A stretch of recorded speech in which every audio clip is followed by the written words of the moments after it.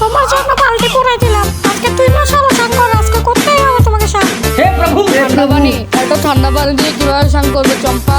আমি জানি না শান করতেই হবে। আমারে কিস দিলে, তোমার সামনে আমাকে কিস দিয়ে গেলে, তুমি কিছু বলবে না? দাঁড়া, ওই শালাকে আমি এখন যেয়ে ধরতেছি। দাঁড়া শালি, তোকে আমি এখন খাইছি। উফ, কি করো? ওই রাজু, আমার টাকা তাড়াতাড়ি বের করো।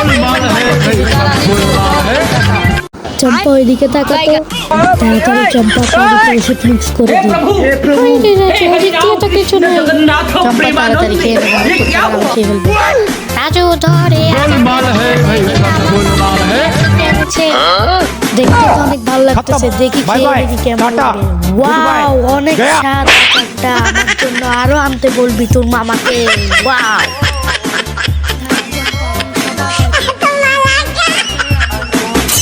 রাজু তোর পানি খা। তাড়াতাড়ি দে, আচারটা অনেক বেশি ঝাল, একটু পানি কিন। আরে চম্পা, তুই কি করলি? ওষুধ মিশানো পানিগুলো আমাকে কি এই পানি তো ওষুধ মিক্স করা ছিল।